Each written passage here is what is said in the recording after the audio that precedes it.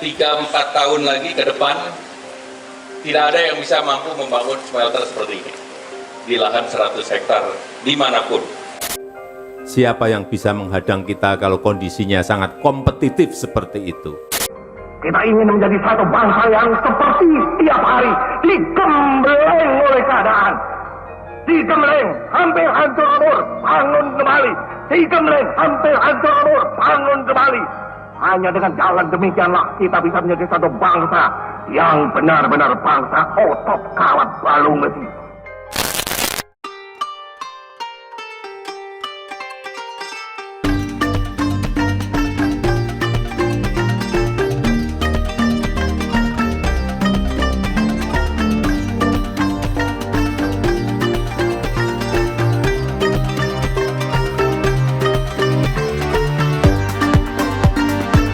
Indonesia merupakan negara yang sedang berkembang di kawasan Asia Tenggara. Adalah suatu negara yang berada pada level menengah dengan sejuta peluang di dalamnya. Tentunya bagi orang-orang yang jeli dalam mendapatkan manfaat tersebut. Tidak ada minus yang terlalu dalam negeri ini. Semua sejatinya berimbang dengan negara-negara berkembang lainnya serta memiliki masalah yang relatif sama. Namun dalam waktu dekat ini sangat banyak sekali berita buruk yang beredar di masyarakat. Seperti PHK massal, ibu kota baru yang mangkrak, kalah dalam investasi dan sebagainya. Namun, berita buruk tersebut sayangnya menutupi berita baik yang sejatinya tidak kalah prestasius. Berikut berita baik dari negeri tercinta kita yang kiranya tidak terlalu tersorot media.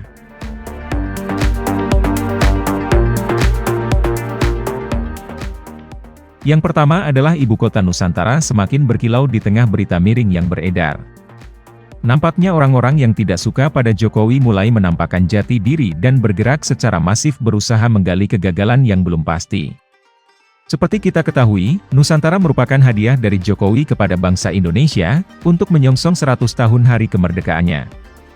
Sehingga kegagalan IKN mereka anggap dapat dianalogikan sebagai kegagalan Jokowi. Namun, pemerintahan Jokowi tidak tinggal diam dan terus berusaha lurus pada prinsipnya. Apalagi kalau bukan menuju visi Indonesia Maju 2045. IKN yang semakin diterpa berita buruk nyatanya terus menunjukkan progres yang signifikan. Pekerja baru selalu bertambah setiap harinya, sehingga memungkinkan untuk menepis segala keraguan. IKN bukan hanya ibu kota baru, namun merupakan proyek strategis nasional yang kemungkinan besar akan dijadikan tempat berpikir kritis dalam menemukan pola yang lebih baik dalam mengatur negara sebesar Indonesia. IKN merupakan kota baru yang dibangun dari nol di era modern dengan berbagai teknologi terbarukan, sehingga memungkinkan para pakar intelektual bangsa untuk menciptakan sesuatu yang baru, dan sangat bermanfaat untuk diaplikasikan ke seluruh wilayah Indonesia. Biar bagaimanapun, IKN yang merupakan proyek super strategis nasional tentunya akan terus berproses hingga selesai, walaupun banyak berita buruk yang beredar seperti biasanya. Lokasi yang telah ditemukan dan ditetapkan ini, akan menjadi gerbang kebangkitan Nusantara. Yang dipercaya atau tidak, suatu saat menjadi mercusuar dunia yang diakui seluruh penjuru negeri sebagai pusat peradaban modern dalam keagungan harmonisasi.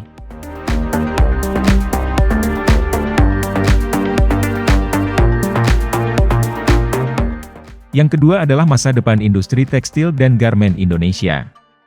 Dalam waktu dekat ini, kita kerap mendengar banyaknya perusahaan yang bergerak di sektor-sektor tersebut berguguran. Hal ini diduga ditenggarai oleh banyaknya produk ilegal dari China yang masuk. Yang namanya produk ilegal tentu tidak melalui bea cukai, sehingga dapat menekan harga dan menjatuhkan industri lokal.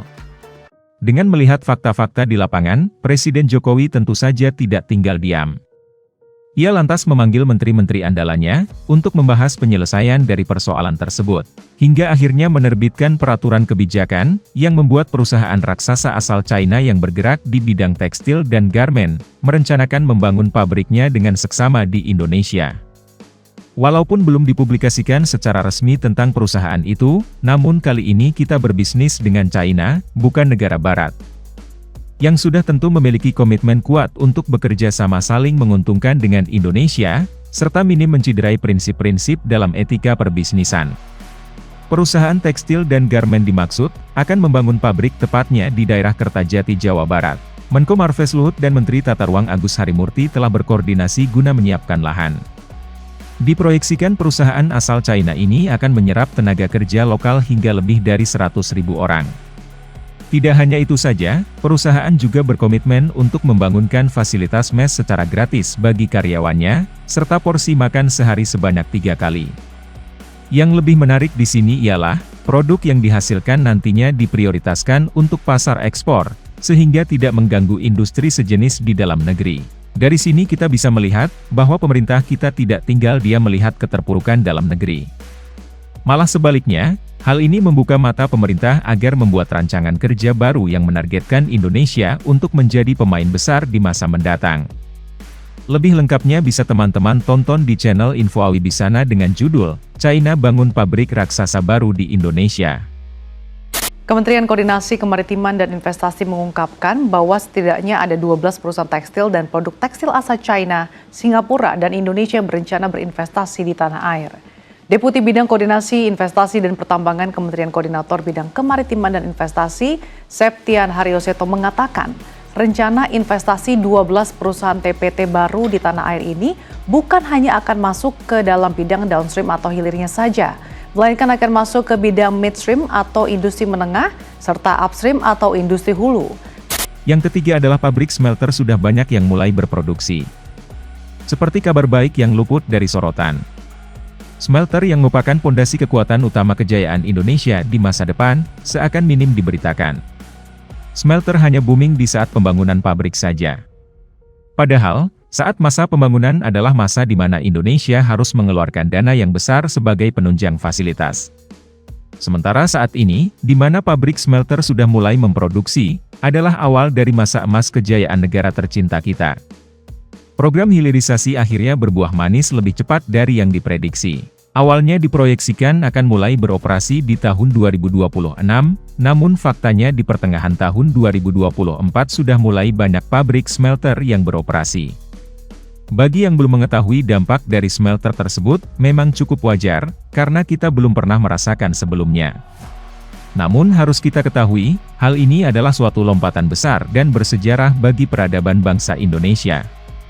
Dan dengan produksi maksimalnya nanti, Indonesia akan melampaui banyak sekali negara dalam hal pendapatan domestik bruto atau PDB, menjadikan Indonesia sebagai negara dengan masyarakatnya yang berpenghasilan menengah ke atas. Tapi pasti akan banyak yang berspekulasi tentang bagaimana caranya, dan apakah hanya dinikmati kaum elit saja? Jawabnya tentu saja tidak. Pendapatan negara yang meningkat, pastinya akan dikontrol dan digunakan untuk memperbaiki fasilitas negara, yang selama ini masih kurang dirasakan masyarakat. Seperti fasilitas umum, kebersihan, tata kota, hingga subsidi yang tepat sasaran.